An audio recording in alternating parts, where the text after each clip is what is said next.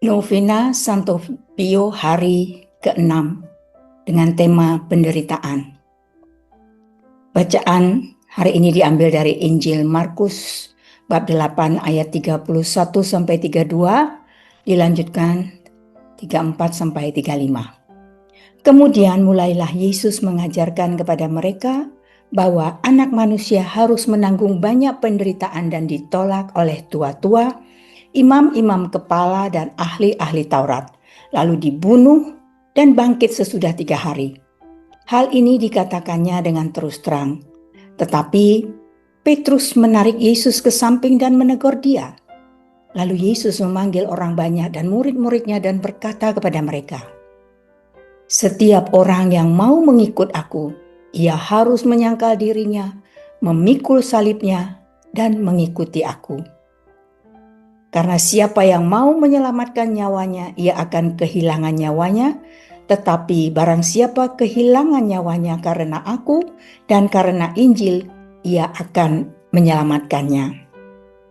Pesan dari tulisan Padre Pio hari ini, belajarlah bagaimana menanggung segala sesuatu sebagai seorang Kristen dan jangan takut.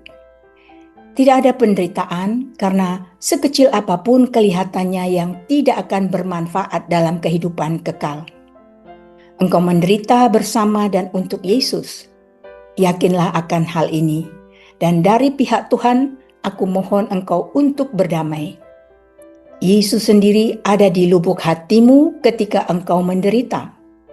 Engkau tidak terpisah atau jauh dari kasih Allah yang begitu baik. Diambil dari surat yang kedua. Novena hari yang ke-6 ini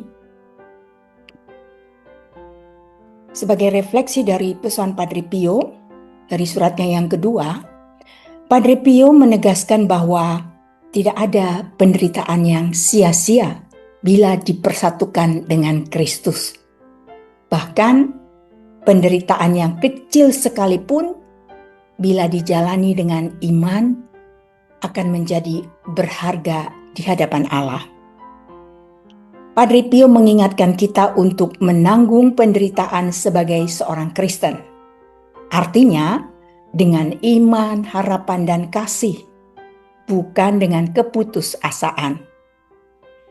Saat kita menderita, Yesus sendiri hadir di dalam hati kita, menyertai kita, dan menjadikan penderitaan itu bagian dari salibnya.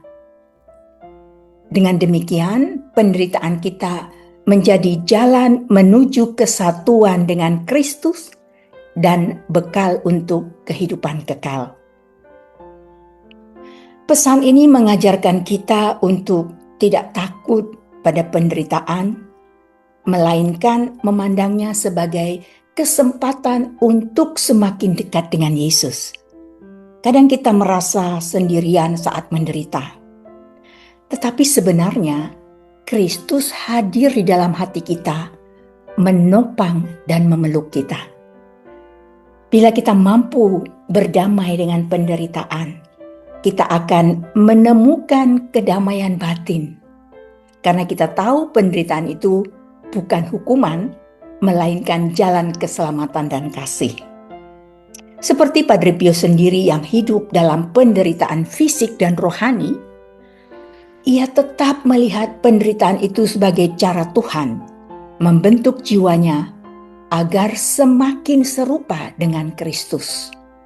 Semoga pesan Padre Pio pada novena hari ke-6 ini menginspirasi kita, meneguhkan kita melewati penderitaan. Mari kita berdoa. Santo Pio yang terkasih, engkau selalu menjadi penghibur bagi setiap penderitaan manusia. Pandanglah kami yang sangat membutuhkan bantuanmu. Dari surga angkatlah tangan yang terluka oleh kasih ilahimu dan memberkati anak-anak kecil dan mereka yang rentan, yang sakit dan lemah, para lansia terlantar, keluarga-keluarga yang kesulitan, dunia yang diganggu oleh si jahat, dan kami semua anak-anak-Mu yang berbakti. Kemuliaan kepada Bapa dan Putra dan Roh Kudus, seperti pada permulaan, sekarang, selalu, dan sepanjang segala abad. Amin. Dalam nama Bapa dan Putra dan Roh Kudus. Amin.